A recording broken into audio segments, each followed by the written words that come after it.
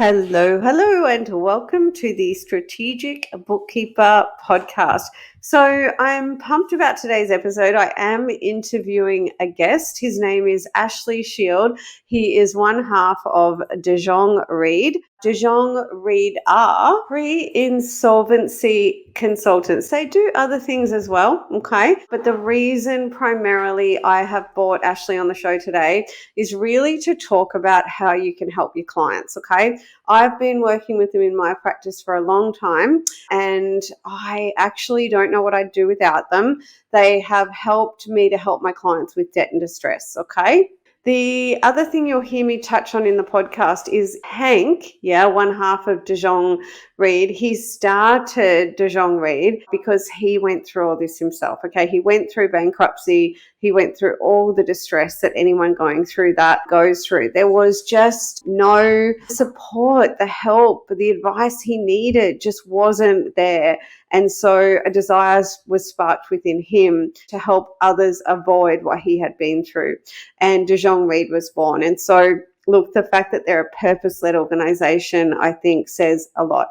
So what I'm really looking forward to is the idea that bookkeepers will find out today that when a client has debt that they simply cannot trade out of, okay, because I see it all the time. Let's face it, 80% of businesses go broke in their first 5 years, okay? So when clients come to us, when they are with us and they have debt and distress, insolvency is not the answer. Pre-insolvency is the answer, okay?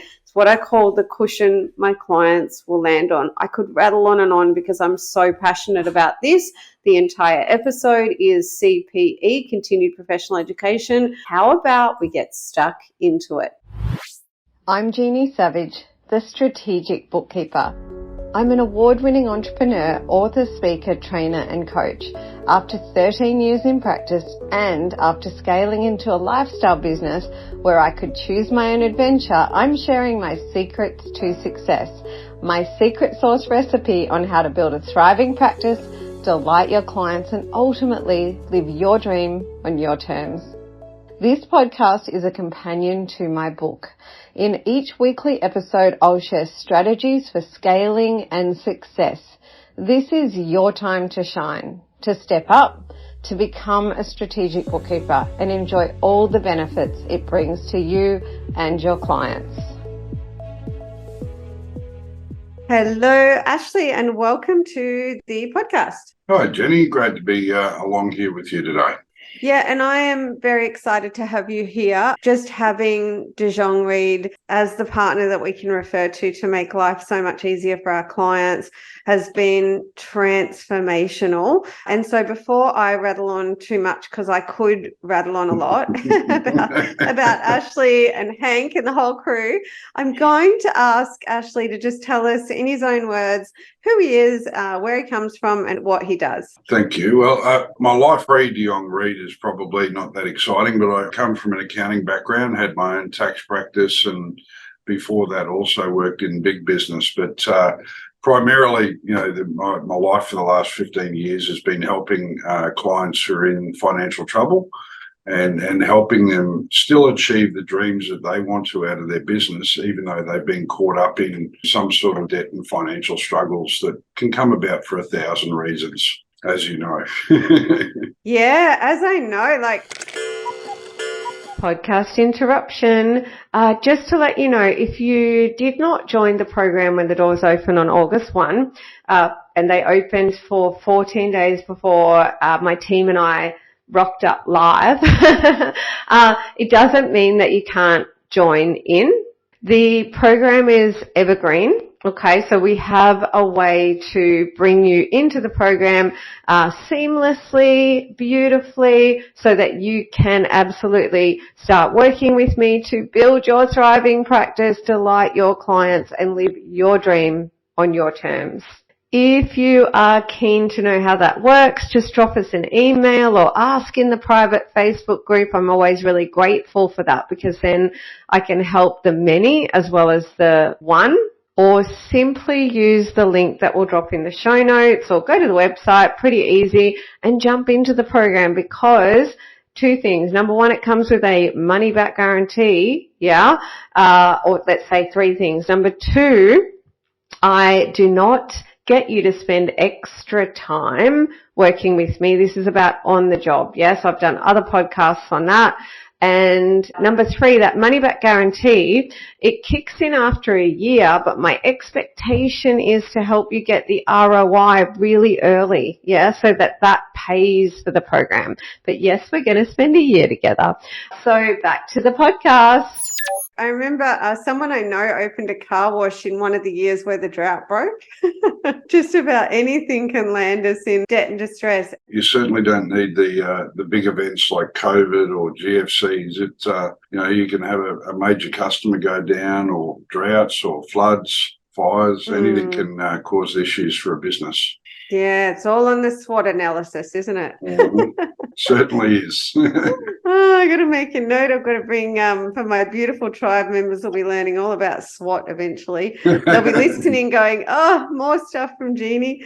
What you just mentioned there actually totally relevant. So Joe just said to me, a particular client of ours in the entertainment industry that was, as you can imagine, just hit so hard by COVID. And we've helped them a lot to get through. We've now referred them to you. So they're talking to you now, which is great for us. And so I guess for the listeners, as you know, I don't bring many people onto the podcast. So if I do, there's a good reason. And I'm always a bit heartbroken when bookkeepers don't know about Ashley and Hank, don't know about Jonge Read, because I call them as a bookkeeper the cushion that my clients land on when they are in debt and distress. We know that when anyone is in debt and distress, and if we narrow it down, as a bookkeeper, I've found that in my 14 years in practice, I primarily work with men and their dads with school-aged children. Yeah, of course, women as well, but I'm just talking about real life. Who am I working with primarily? Yeah. Who's 80% of my database? You know, if we went into the science of this and the psychology, men attach their identities to their jobs and their careers, and it can end really badly. I have personally had to just once in my 14 years ring an ambulance. And so this is really, it's quite serious stuff. And it was years ago I found Hank when he was on Bookkeeper Radio. And I honestly sat and I listened to that podcast, my jaw open, like I didn't know this service existed. And I immediately started sending clients their way. And what I saw was clients go from just this horrible situation to clients. I remember like the early ones we referred where they would come back and they were all relaxed. And I'm like, what?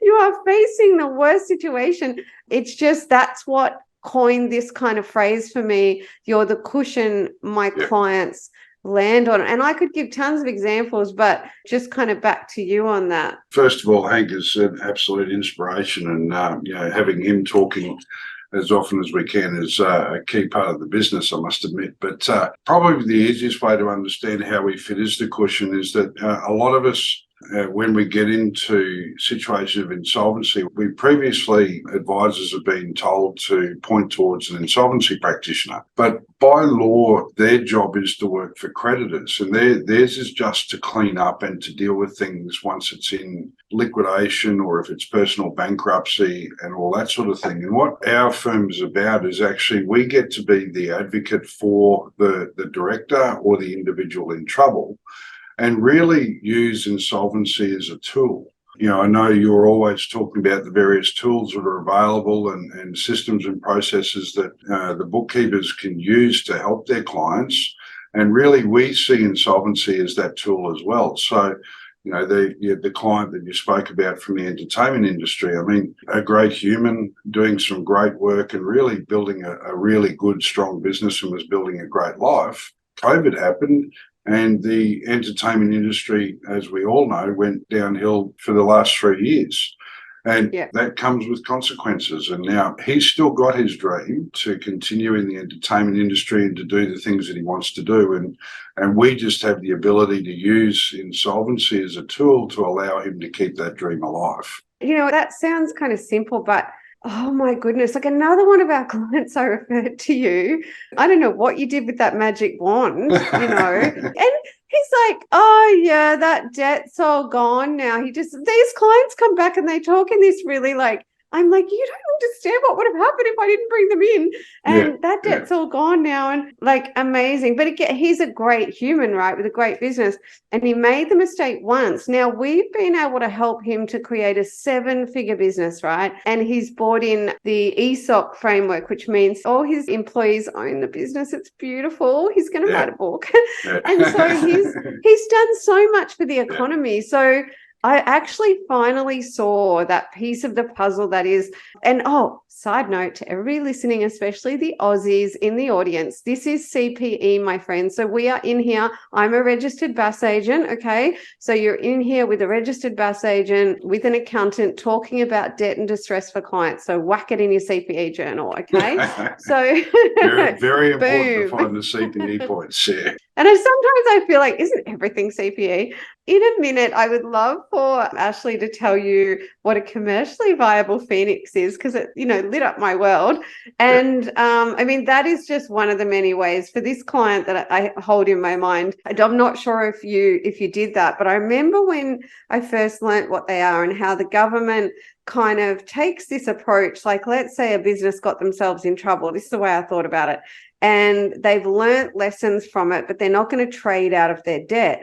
Then they've got staff, etc. If they have an opportunity to continue trading and continue to be part of the engine room of our economy, now that they've got to a position where they will be profitable, isn't it better for the economy that we support these people? And I saw it IRL, in real life, right? So just love to hear anything from you on that, Ashley. Yeah. So I guess it's that that everyone is entitled to a second chance, I guess, is sort of and really the legislation around it all now is very much about allowing that. One second chance is really what it's focused on. And I just want to go back to your comment about how your clients have come back and how happy and relaxed they are.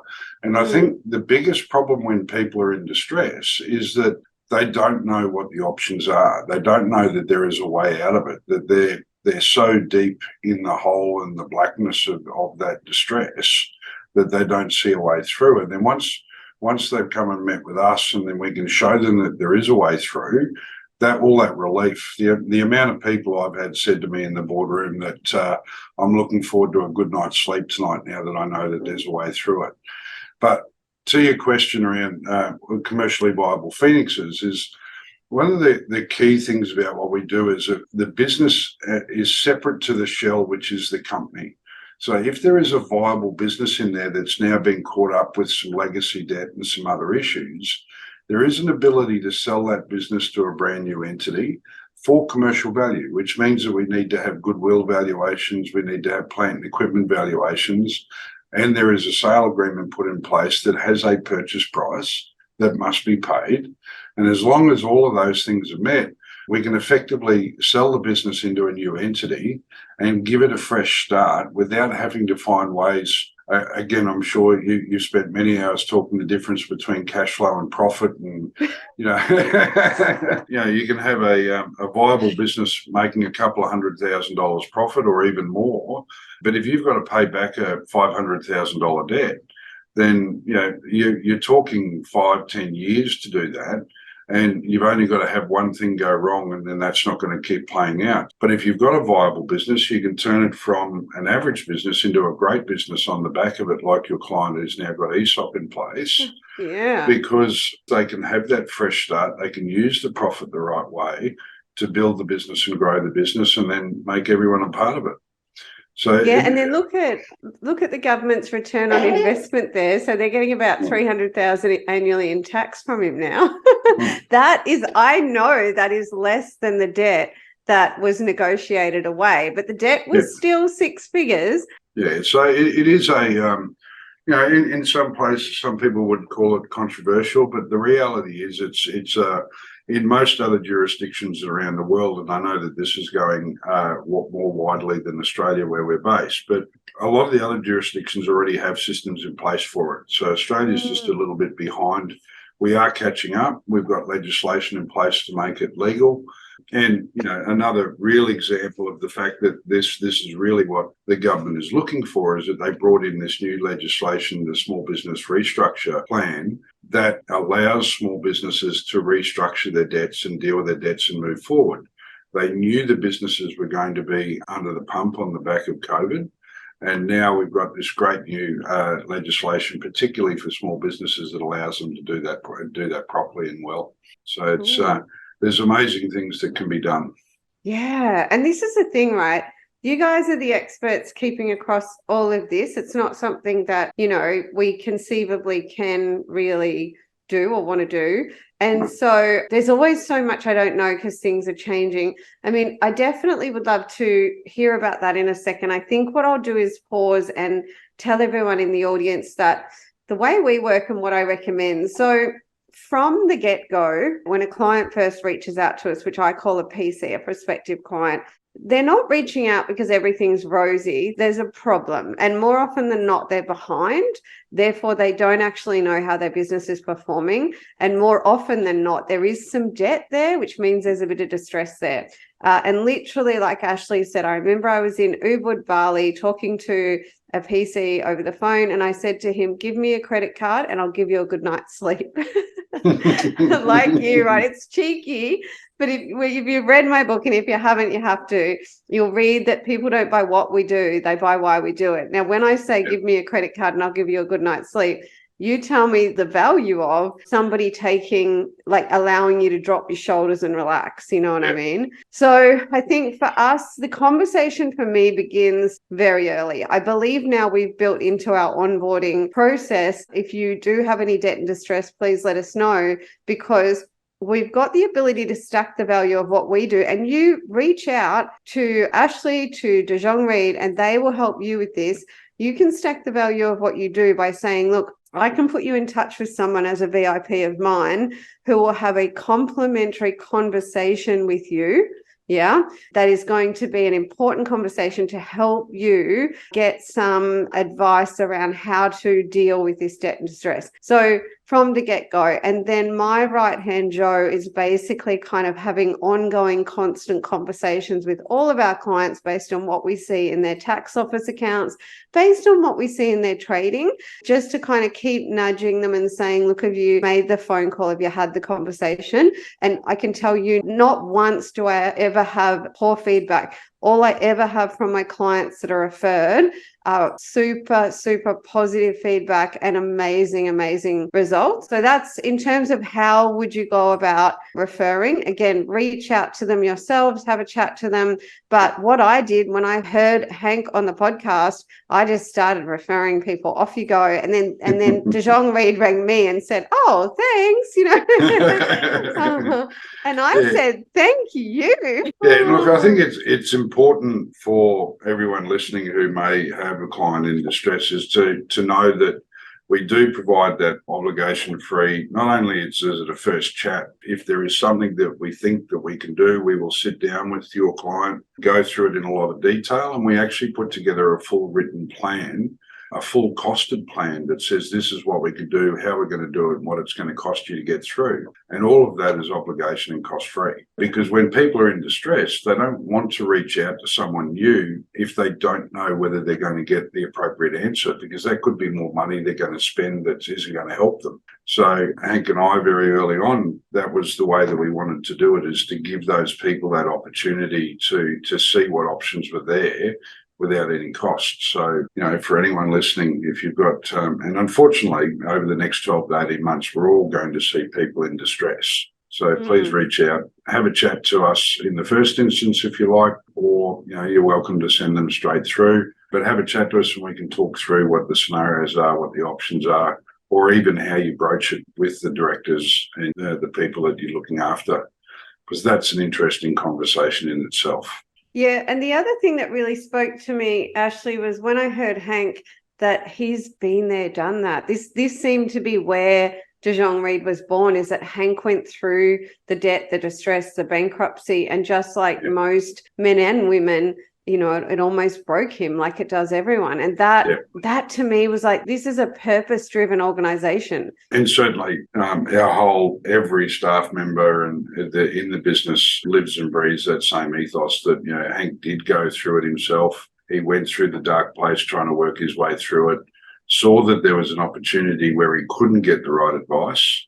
And, the entrepreneur that he is, he set up a business to actually provide the advice and to be that gap between the insolvency practitioners and the bookkeepers and accountants that on the other side of it. And it's a very strong ethos that the firm has to be there and hold people's hand through it. Yeah, that was so meaningful to me. I mean, a bit like me in the Strategic Bookkeeper, I'm the bookkeeper who's been there, done that. And it was my desire, when I went through those first 5, I call them the fuck up years, right? And then being a mom, busy multitasking mom and all of these things. And I just went, if I can help other bookkeepers all around the world to not have to go through everything I went through. And so like a crazy scientist like Hank, I went about and like, well, some days I wanted to hit reverse, but I was like, no, just keep going. Oh, actually, I want to mention, to be crystal clear to the listeners, if you're referring to insolvency agencies, stop. Yeah. It's not doing your clients any favors, but for me, I didn't know this, right? I'm like, there is someone else. So just stop. It's about pre-insolvency, okay? Like Ashley said, the insolvency, by law, they have to work for the creditors, okay? Pre-insolvency, totally different. So this is what we're talking about here, is the cushion before. Actually, Jonge Read can do the referral to insolvency as needed and handpick the organization. Now, Ashley, what else would you like bookkeepers to know, or any other real life scenarios? I guess the first thing, I guess the question that I get the most is, how do I actually introduce a business owner? And I think you made a comment before, particularly with middle-aged men. I'm probably in the latter age men, but our type of people, we're very proud. We don't like to admit that our business is in trouble. We're willing to put in more hours and fight than we are to actually try and deal with the problem in front of us. Asking business owners to talk to someone can be very, very difficult. So I think the first thing to highlight is that it's not necessarily about saying your business is falling apart, you need to go and see someone. It's like, let's go and have a look at some advice to see if there are ways that we can help protect the business better. I find that business owners treat their business as if it's another child, and they are more willing to sacrifice themselves than they are their child. So, if you're seeing a business owner putting money in from their home, they're not finding the money to pay the tax office, or, they've got we just need this one next deal and everything's going to be okay. You can have the conversation saying, let's talk to these guys in case the okay doesn't happen. And then once they actually see that there are options, then it actually changes the way they can view how they run their business.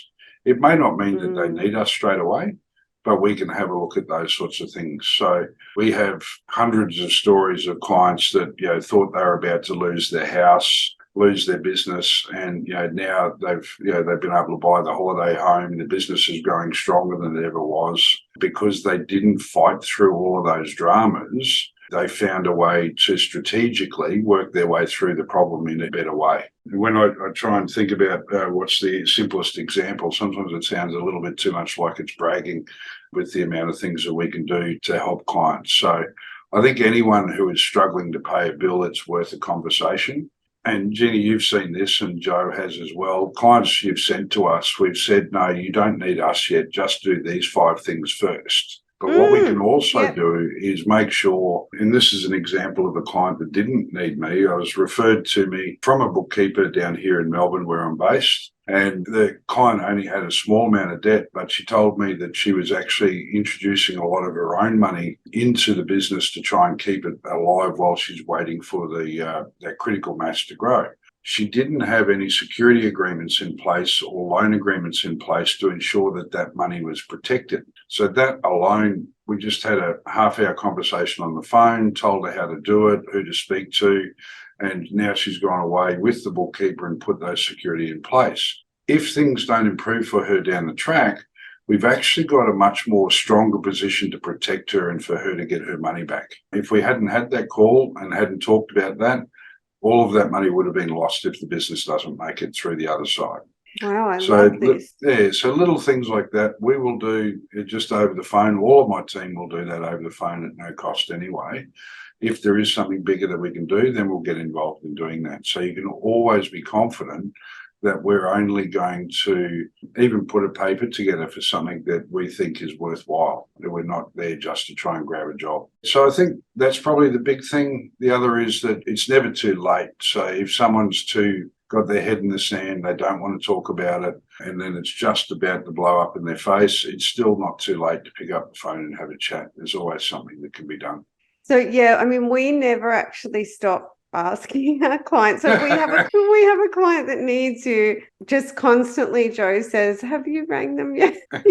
So I must say, look, a referral to someone really good really elevates your own profile. And so I talk about the 3 parts of a buying decision: relationship, convenience, and price. And just like, in a marriage or anything like that, we have to keep deepening relationship and work on things. And so when you can help your client get this kind of win, like one of my clients that you helped, the 7-figure client, I mean, we'll talk anytime. We'll talk on a Sunday. Like, I love my clients, and I particularly adore him. He's a brickie. Clients like that, the relationship, I think, it's different to what I think most bookkeepers would ever imagine. It becomes where the fee structure, the price is so irrelevant, like, we referred you to him. He was great. He took action quickly. There's a lot of trust between us and him. He dealt with someone lovely on your team.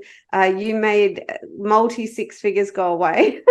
That we really get the benefit of that. I mean, the client considers we made that money go away because we referred to you, and they do almost see you as an extension of us. Yeah. It's like, who am I dealing with? I don't know. Is it Cloud9? Is it Jonge Read? All I know is all these people seem to work together. So I have to say, the way it's elevated us in the eyes of our client and the way it's deepened retention has been great. And then with some clients, just being able to see a family not suffer.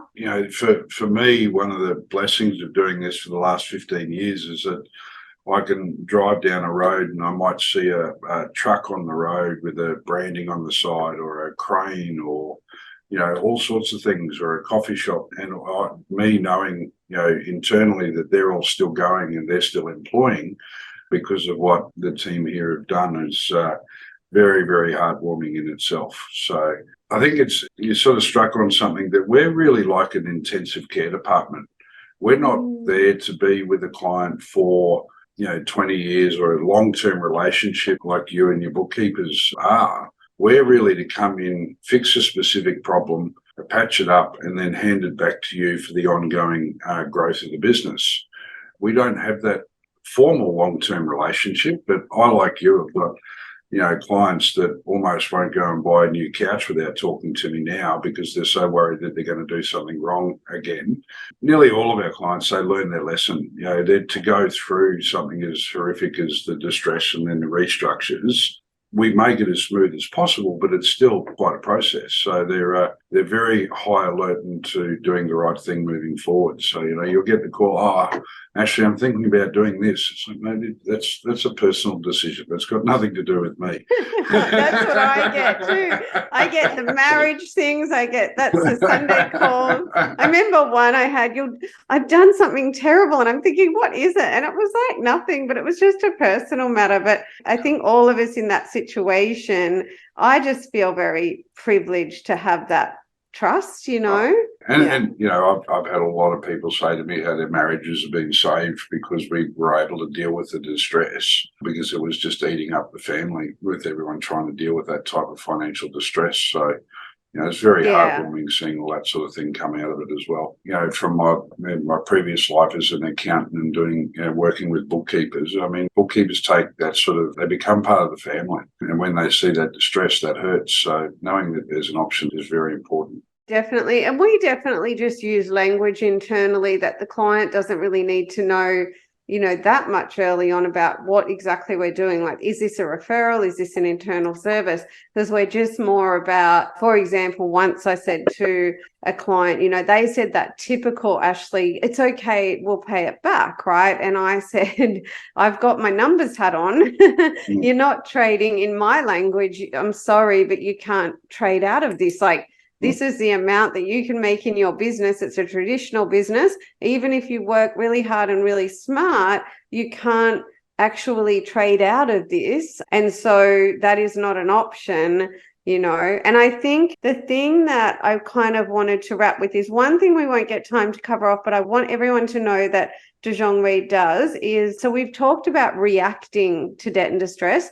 They have really great services around being proactive so that you have a plan B ready rather than you have to kind of figure it out on the fly. So be aware that they've got that. You can absolutely look to put that in as a value add, like conversations into your services. And then I think the last thing, Ashley, is just if a bookkeeper like I was listening that day going, holy cow, for me, it was just, I Googled you, I found you, and I started telling clients to go to you. What is the best way for bookkeepers? I know you've got great CPE resources going on constantly. I haven't had as much time to get into them, but my right-hand Joe attends quite a few. So just tell anyone how they can engage with you, find out more, and get free CPE. So we do have, I run a webinar once a month where we talk through different case studies, different scenarios and various education pieces. And then twice a year, we run a in-person seminar series. But all people need to do is they can either jump on the website or wherever the details are that you might have our stuff up on. Reach out to me. We'll make sure that you're in the database so that you can actually get that further information on a regular basis. And you'll have you'll give you my mobile, and you're more than welcome to call me anytime just to have a chat. But the key, if you want to get the easy access to all of our data, a lot of it is on our website. So just djra.com.au. And on there, you'll get my mobile number and our direct numbers. Just give me a call, talk through a scenario. We'll make sure you're in the database. You can email me as well and say, add me, and then you'll get access to everything that comes through from us on a regular basis. Okay, great. And we'll drop everything in the show notes as well. Ashley, thank you so much for coming on the podcast. Absolute pleasure, Jeannie. Always great fun to spend some time talking with you. I hope you enjoyed this episode. If you have a question you'd like answered on my podcast, please email me, hello@thestrategicbookkeeper.global.